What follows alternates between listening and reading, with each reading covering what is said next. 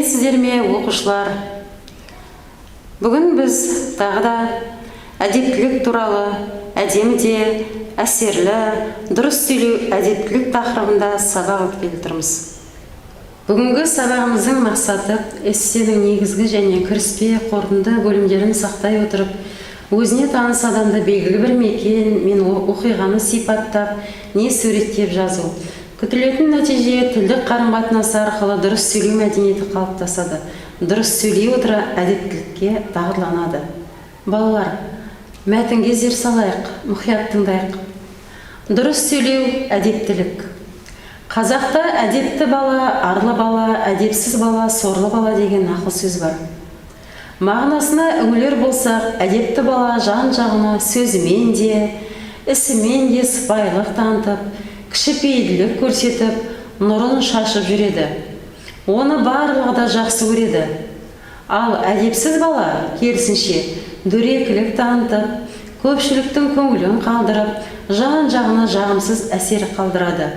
Жалпы, жақсылықтың нышаны адамның өзіне байланысты, аузынан шыққан сөзіне байланысты, мейірімді көзіне байланысты.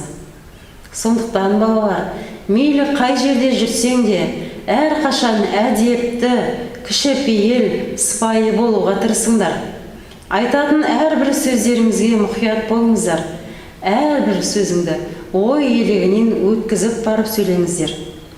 Тіл адам ойының айнасы деген нақыл сөз бар.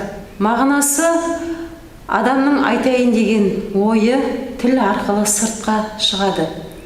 Сондықтан да сөйлемес бұрын алдымен ішкі ойыңыз дұрыс болу керек. Айтайын деген сөзіңізді ой елегінен өткізіп алу керек, ойланып барып сөйлеу керек. Себебі сыртқа шыққан сөз сіздің ішкі ойыңызды білдіреді.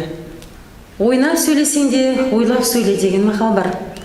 Мән мағынасына үңілер болсақ, балалар, жақын достарыңызбен, жақындарыңызбен қанша әзілдеп сөйлессең де, қанша еркелесең де, қанша жақын болсаң да, айтатын сөзіңді ой елегіне өткізіп барып ойланып айтқан дұрыс. Неге?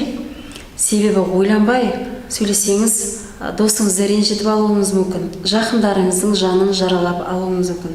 Сондықтан балдар, айтатын сөзді әбден ойланып, жетірет өлшеп, бір рет кесіп барып айтқан дұрыс. Қазақта және айтылған сөз атылған оқпен тең деген мақал бар. Атылған оқты қаншалықты сіз қайтарып ала алмайтыныңыз секілді, айтылған сөзді де соншалықты кері қайтарып ала алмайсыз. Сондықтан да әр айтар сөзіңізді мұқият болып, әр аузыңыздан шығар сөзіңізді ойланып барып айтқаныңыз дұрыс. Себебі сөз кері қайтарылмайды. Айналаңызға жақсы, жағымды әсер қалдыру үшін жақсы сөз айтуға дағдыланыңыз. Келесі балдар, ширату жаттығуына көңіл бөлейік. Дұрыс бұрысын тап. Мәселен, бұлай тұр, өтіп кетейін деген сөз балдар ойлаңыздаршы, қалай естіледі? Әрине құлаққа жағымсыз естіледі. Оның орнына кешіріңізші, өтіп кетуге бола ма деген сөйлем әлде қайда жұмсақ болып естіледі.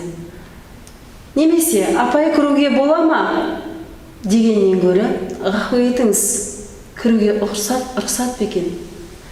Немесе апай кіруге бола ма дегеннен гөрі ғафу етіңіз, кіруге рұқсат па деген сөйлем әлде қайда орынды болар еді. Орнымнан тұр, бұл менің орным деп дөрекі сөйлегеннен гөрі, рұқсат болса отырайын, бұл менің орным еді десеңіз, жылы-жылы сөйлесең жылан іннен шығады демекші. Отырған адам орнынан еріксіз тұрып, сізге орын қалай бергенін білмей де қалады. Ендеше әдепті сөйлеуге тырысайық балалар. Негізінде сөйлеу мәдениетін сақтайды, сыпайы, қарапайым, мәдениетті, кішіпейіл, сабырлы, әдепті, білімді адам. Осындай тамаша, осындай жақсы қасиеттердің барлығы бойына жиналған адам қалай мәдениетсіз болады? Қалай мәдениетті бола алмайды? Ойлаңыздаршы, мынадай керемет жағымды қасиеттердің барлығы бойына жинақталған әрбір адам сөйлеу мәдениетін сақтайды. Және сіздің бойыңызда егерде осы қасиеттердің тым болмаса бірнешеуі болса, әрине сіз өмірдегі ең жақсы адамдардың қатарында боласыз, балалар. Сізді бәрі де сыйлайды, сізді бәрі жақсы көреді. Сондықтан да балалар, осы қасиеттерді бойымызға жинақтай білейік. Сәйкестендіру тапсырмасы. Мәтінді оқып отырып, қорытынды, кіріспе, негізгі бөлімін табуға тырысайық. Алдымен мұқият тыңдап алайық. Сөйлеу мәдениетіне баулу, тәрбиелеу халықтың ата-бабадан келе жатқан игі дәстүрі. Бірде баласы: «Әке, дұрыс сөйлегенде қалай сөйлеу керек?» деп сұрайды. Сонда бөлтірік шеше: «Жатқа сөйлеме, жаманға сөйлеме, асырып сөйлеме, батырып сөйлеме. Жаман сөзден жақсы сөз дұрыс, жаманға айтқан сөзден жақсыға айтқан сөз дұрыс» деген екен. Ойсызға айтқан сөзден ойлыға айтқан сөз дұрыс деген. Айтылмай қалған сөзден айтылып қалған сөз дұрыс деген. Сөйлемес жерді білсең, сөйлемес жерде сөйлемей қалуды білсең, бәрінен де сол дұрыс деген. Балалар, алдарыңызда берген мәтін ішінен кіріспе, негізгі, қорытынды бөлімдерді тауып көріңіздерші. Иә, балалар, бірінші абзац бұл кіріспе бөлім болып табылады. Екінші абзац негізгі бөлім, үшінші қорытынды бөлім болып табылады. Шығармашылық жұмысқа да жеттік, балдар. Сіздердің алдарыңызда бірнеше сурет берілген. Суреттен ұлттық тағамдарды тап, соларды қатыстырып, мақалдар құрастыру керек. Алдымен суреттен ұлттық тағамдарды тауып көрейікші. Иә, дұрыс, балдар. Айран, ет, құрт.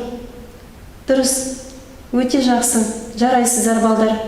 Ендеше осы ұлттық тағамдарға мақал-мәтелдер келтіріп көріңіздер. Мәселен, айран ішсең ас болады, ауырсаң айран іш. Бұл жерде ұлттық тағамның қадір қасиетін көрсете білген. Ет қадірін ашқан біледі, жол қадірін тарыққан біледі. Балық жеген ет сұрамайды. Тарысы бардың тақаты бар, құрт майы бардың рахаты бар. Бүгінгі сабақтан алған білімдеріңізді, әсерлеріңізді саралай келіп, тапсырмаларды орындауда ұстаздарыңызбен бірге болыңыздар. Елімізде болып жатқан жағдайларға түсінушілікпен қарап, ертеңгі болашағымыз үшін үйде болып білім алуда бізбен бірге болыңыздар. Сөйлеу мәдениеті әдептілік тақырыбындағы бүгін сабағымызды сәтті аяқтай отырып, сыпайы, ибалы, әдепті оқушы болып қалыптасуларыңа тілектеспін. Сау болыңыздар, балалар.